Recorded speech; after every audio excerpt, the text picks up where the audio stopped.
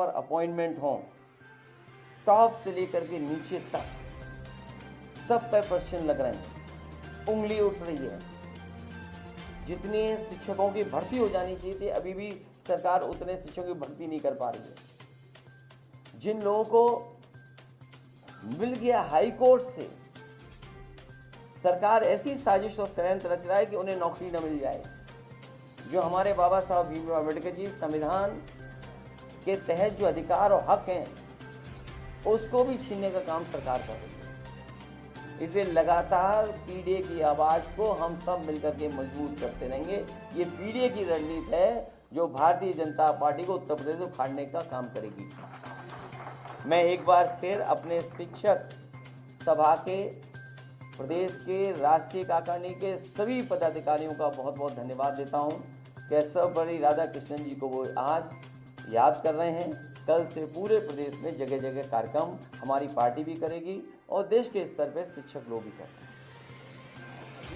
मुख्यमंत्री जी का एक बयान आया है कि बुलडोजर इस्तेमाल करने के लिए इस्तेमाल बहुत मजबूत होना चाहिए, दृढ़ प्रतिज्ञ होना चाहिए, और वो बुलडोजर का इस्तेमाल नहीं कर सकते जो दंगाइयों के आगे घुटने टेक देते हैं। उससे भी बड़ी बात है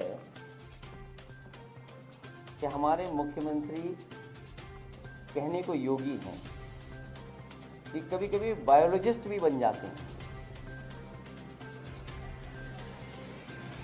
अब उस बहस में मैं नहीं जाऊंगा कि बायोलॉजिकल वाली बहस में जाऊं कि ना जाऊं, कि बायोलॉजिकल हैं आप कि नहीं बायोलॉजिकल हैं।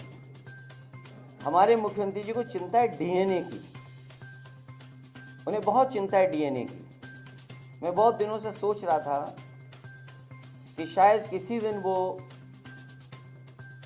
जो पावर प्लांट है उनका नाम बोलेंगे। वो आज भी पावर प्लांट का नाम नहीं ले पा रहे हैं, और मैं दावे के साथ कहता हूं वो डीएनए तो बोल सकते हैं, लेकिन डीएनए का फुल फॉर्म नहीं बोल सकते। इसलिए डीएनए को बोलने से पहले कि समाजवादियों के डीएनए में क्या है, कम से कम डीएनए का फुल फॉर्म तो बता दें। और जहां तक बुलडोजर का सवाल है, सोचो कैसा न्यायालय का बुलडोजर चला है, क्या बुलडोजर नहीं चल सकता। जो लोग बुलडोजर लेकर के डराते थे, जगह जगह लोगों के घर गिराते थे, क्या मुख्यमंत्री आवास का नक्शा पास है?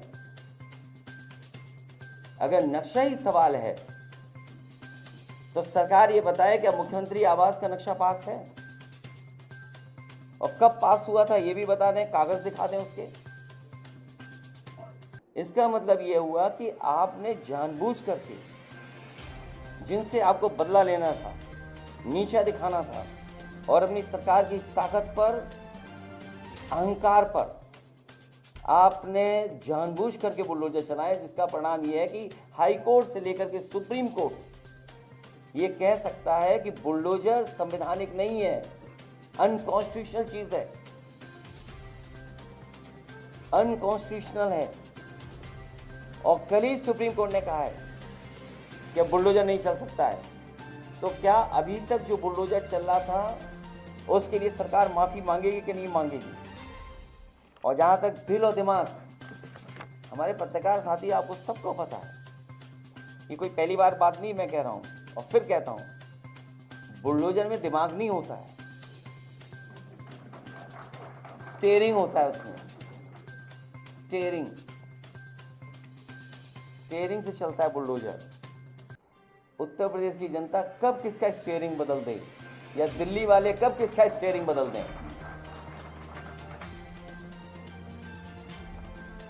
और बुलडोजर जो है,